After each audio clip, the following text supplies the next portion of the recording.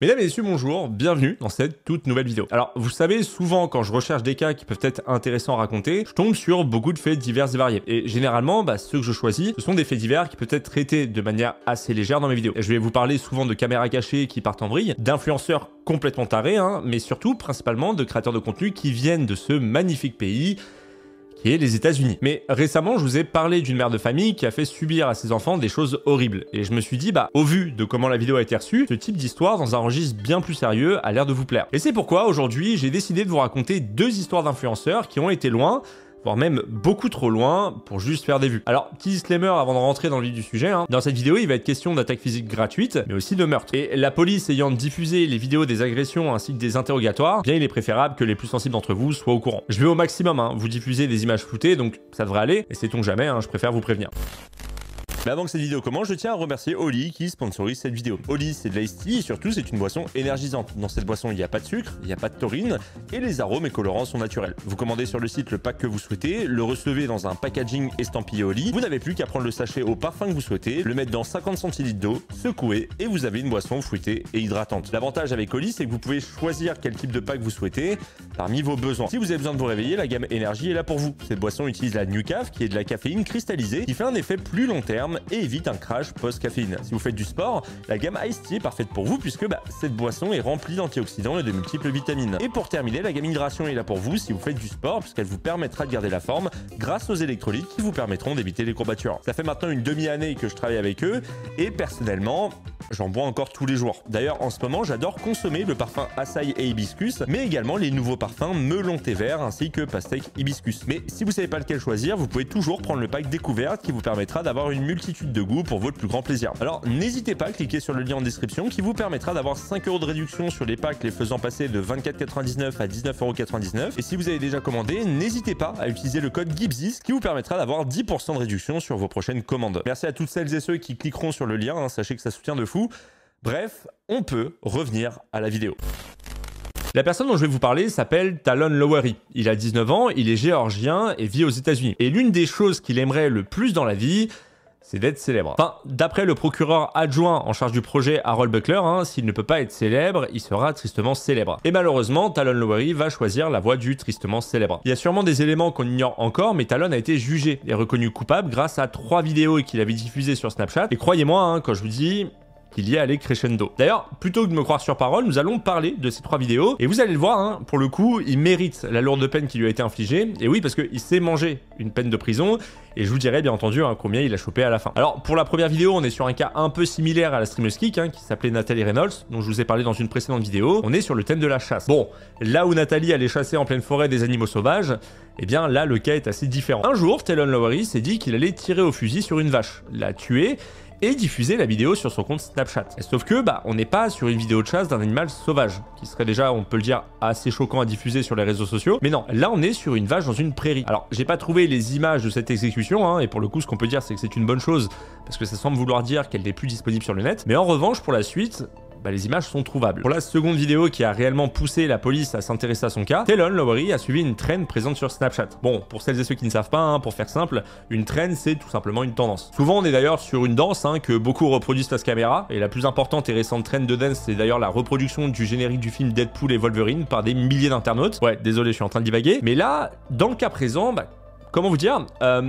on n'est pas réellement sur ce type de trend. Je vous présente Danielle Finmore. Le 19 octobre 2017, elle faisait tranquillement ses courses dans un Walmart à Gainesville quand elle a été sauvagement agressée par Talon parce qu'il voulait réaliser une trend sur Snapchat. Alors, la trend s'appelle le Knockout Game et le principe est assez simple, s'approcher d'un ou d'une inconnue et la frapper au visage aussi fort que possible avant de prendre la fuite. Voilà, cette trend peut se faire de face, de profil, mais aussi par derrière. Et le problème avec cette trend, c'est qu'il existe masse de compilations sur YouTube qui peuvent inciter des détraqués en mal de visibilité, à la reproduire. J'avais d'ailleurs il y a quelques semaines traité le cas d'un autre vidéaste américain du nom d'Alfred Lewis, 19 ans, vivant au Texas, qui s'était amusé à faire la même trend sous prétexte d'un prank et avait été, suite à son prank, assigné à résidence tous les jours de 19h à 7h du matin avec port de bracelet électronique en vue de son futur procès. Donc sachez, avant de connaître la suite de l'histoire de Daniel et Talon, qu'on peut être condamné pour un coup de poing. Donc ce 19 avril 2017, Talon Lowery s'est rendu dans le Walmart où Daniel faisait ses courses. Il a arpenté les rayons à la recherche d'une victime et une fois repéré, il a dégainé son téléphone pour filmer, il s'est approché d'elle et lui a asséné un violent coup de poing pleine face avant de prendre la fuite. Par la suite, la police est arrivée sur les lieux mais n'ont pas retrouvé l'auteur du coup de poing qui s'en est tiré en partant assez vite du Walmart. Ils ont été visionner les vidéos de caméras de surveillance sur lesquelles on voit bien Talon s'approcher de Daniel pour lui déclencher un coup de poing, mais malheureusement la qualité était tellement mauvaise qu'il était impossible aux forces de l'ordre de pouvoir mettre un nom sur l'individu. Mais bien entendu, c'était sans compter sur la bêtise de Talon qui s'est évidemment empressé de mettre la vidéo de l'agression en ligne sur Snapchat. Et en soi, ce qu'on peut dire, c'est que ça nous donne déjà un bon aperçu du personnage. Et c'est 2 semaines plus tard que Talon va réaliser le dernier défi qui s'était lancé avant d'être définitivement arrêté. Ouais, pour le coup, je vous avais dit que ça allait assez vite crescendo. Je vous présente Brian Ramirez. Il avait 18 ans en 2017 et il a perdu la vie le 2 novembre 2017 des mains de Talon. Le 2 novembre 2017, Brian a aidé son petit frère à descendre du bus et a préparé le dîner pour l'ensemble de sa famille. Après ça, il s'est rendu à son travail, une boutique Texaco de Cleveland Highway. Quelques temps après avoir commencé son travail, il sort quelques minutes se poser à l'extérieur avec un collègue ami. Pendant que Brian discute avec son collègue, Talon s'approche d'eux les mains pleines. Dans l'une d'elles, il tient un fusil, et dans l'autre, il tient son smartphone. Et dans la seconde, Talon va abattre d'une balle dans le dos le pauvre Brian avant de prendre la fuite. Et comme à son habitude, quelques minutes plus tard, il va poster la vidéo de son crime sur son compte Snapchat. Et c'est un enquêteur du comté de White, donc à quelques kilomètres du lieu de la fusillade, qui avertit la police présente sur place que la vidéo du crime était en ligne sur les réseaux. Et dites-vous que c'est la fille de cet enquêteur qui a vu cette vidéo en ouvrant un snap qui lui avait été envoyé par Talon. Snap qui lui avait été envoyé à elle, mais également à d'anciens camarades de classe qu'ils avaient en commun. Talon a bien évidemment été arrêté à son domicile, dans lequel les policiers ont aussi retrouvé l'arme du crime. Il a ensuite été conduit à la prison du comté de Hall en attendant son procès pour meurtre. Mais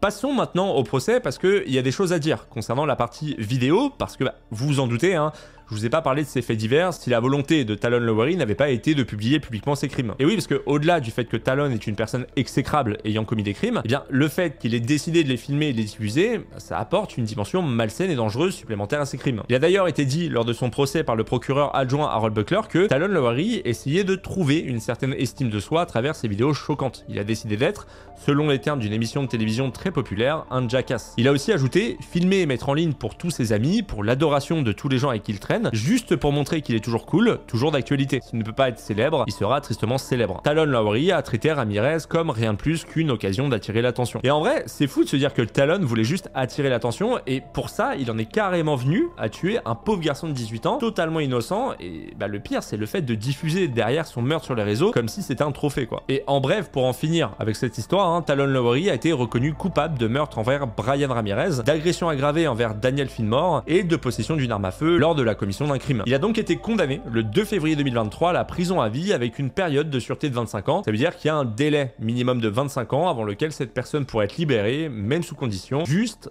parce qu'il voulait faire des vues sur Snapchat. L'autre cas dont je souhaitais vous parler, c'est celui de Zachary Latem. Zachary a 16 ans en 2018 quand il emménage chez ses grands-parents sur Thornhill Road à Vineland dans le New Jersey. Et très vite, les voisins ont commencé à se plaindre de son comportement au volant. Ouais, en fait, apparemment, Zachary conduisait soit une Dodge Viper rouge à bande blanche de façon très imprudente, soit une Corvette, et ça plaisait pas du tout à son voisin William Durham. Ce voisin s'est d'ailleurs plaint aux grands-parents de Zachary, mais bon, après vous savez ce que c'est, parfois quand on vient d'obtenir son permis, on se fout un petit peu de certaines règles, et c'était bien le cas de Zachary. Ses grands-parents l'ont tout de même pas mal sermonné, si bien que Zachary est allé s'excuser, mais n'a pas tardé à reprendre la route n'importe comment, et quand je dis pas tardé, je veux dire dans la journée.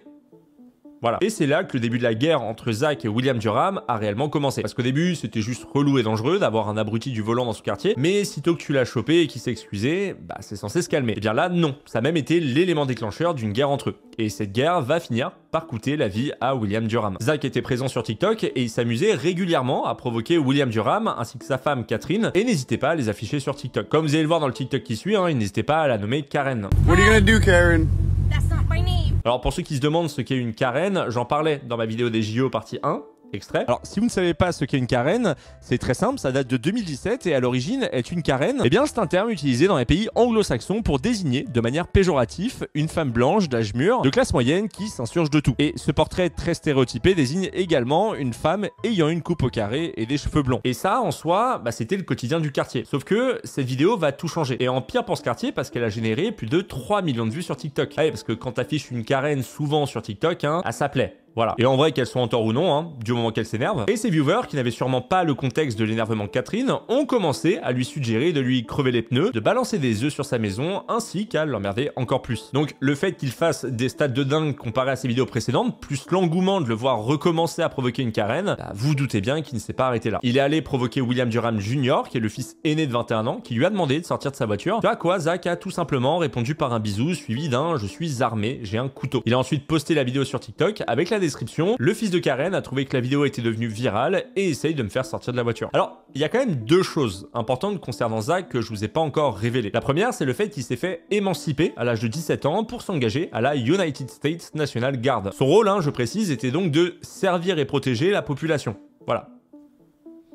Un peu ironique. Mais la seconde, et là tenez-vous bien, il aurait un casier judiciaire pas mal rempli d'antécédents d'agression, de menaces terroristes ou encore de vandalisme. Donc maintenant que vous avez connaissance de qui est clairement Zach, bah, vous comprenez assez vite que l'autorité, il s'en balance malgré son passé militaire et il compte bien continuer à emmerder ses voisins aussi longtemps qu'il le souhaite, du moment que ça lui passe le temps et que ça l'amuse. Alors faut savoir que les voisins ont quand même bien tenté de faire arrêter Zach via des voies légales, mais bon, à ce moment-là, nous étions en pleine crise du Covid-19 et les tribunaux étaient fermés. Quand même fou de se dire que ses voisins n'avaient aucun moyen légal de le faire arrêter et que Zach pouvait faire toutes les conneries qu'il voulait sans risquer quoi que ce soit malgré son casier quoi. Donc la question que se sont posées les voisins Durham, c'est que faire quand la voie légale ne sert à rien et que personne ne peut te venir en aide au bout de 2 années de calvaire. Eh bien soit tu continues de subir, soit tu prends les choses en main. Et c'est ce qu'a fait d'ailleurs William Durham. Le 4 mai 2020, William Durham Jr., 17 ans, donc le fils de William Durham, voisin de Zach, rentre chez lui en vélo quand passe en voiture à toute balle Zach, qui lui a maintenant 18 ans et qui décide encore une fois pour le faire chier et sans doute aussi pour lui faire peur,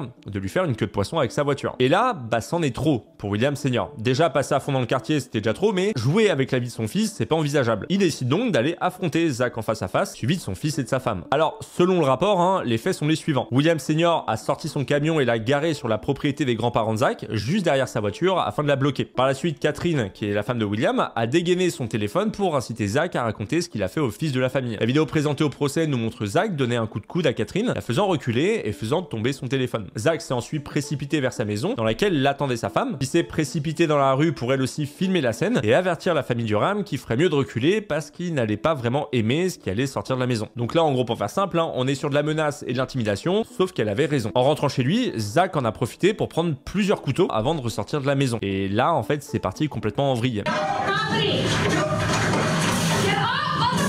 Il a ensuite mis un premier coup de couteau à William Senior au niveau du bras droit et suite à ça, Zach s'est replié dans son garage, mais William Durham, plein de rage, a décidé de le suivre. Ils en sont venus aux mains et c'est là que William Durham a été poignardé sous l'aisselle, lui perforant les poumons. Alors Zach a bien entendu été arrêté, jugé et reconnu coupable d'homicide involontaire au premier degré, malgré le fait qu'il ait plaidé la légitime défense. D'ailleurs, on va apprendre durant le procès de Zach qu'un juge ainsi que plusieurs policiers vivaient dans le quartier de Zach et William et qu'aucun n'a bougé le petit doigt. Et pour le coup, il aurait été impossible de ne pas avoir connaissance des agissements de Zach, étant donné la portée qu'avaient ses actes sur le net, mais aussi et surtout IRL. Zach avait même tourné une vidéo sur TikTok d'un des policiers de son quartier qui lui avait dit facecam qu'il ne prendrait aucune mesure à l'encontre de Zach malgré les preuves vidéo.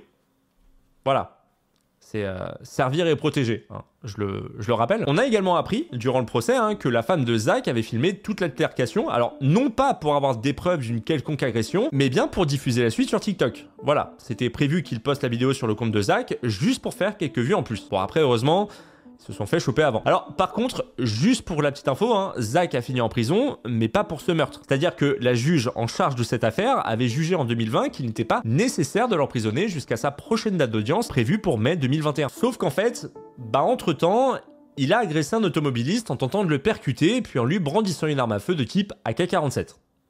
Voilà. C'est normal. Du coup, Zach a de nouveau été arrêté. L'arme qui était une arme à air comprimé a été retrouvée et il a été accusé d'agression aggravée avec intention de commettre un crime et agression aggravée avec une arme mortelle sans intention de tuer. Et il faut savoir que cette fois-ci, il n'a pas été relâché puisque Zach a pris quelques mois de prison. Mais pendant cette période, une ex-copine de Zach, dont on n'a pas le nom, qui est anonyme, a demandé et obtenu une ordonnance restrictive contre lui. Et dans la nuit du 9 août, jour où elle a été émise, la femme a décidé de contacter Zach pour le remercier de sa coopération pendant le processus. Et en fait, Zach, il s'est dit que l'injonction OSEF. Et une fois sorti de la prison, il va se mettre tout simplement à la harceler. Selon le rapport, il va la stalker, l'exigeant qu'elle vienne chez lui, la suivant jusqu'à la maison de son ami. La victime va même témoigner en disant « Zach m'a secrètement filmé en train d'avoir des relations sexuelles avec lui ». Et peut-être que vous demandez comment elle en a été informée. Eh bien, elle a été informée de l'existence de la vidéo après qu'il ait décidé de l'envoyer à ses parents et à au moins une autre personne.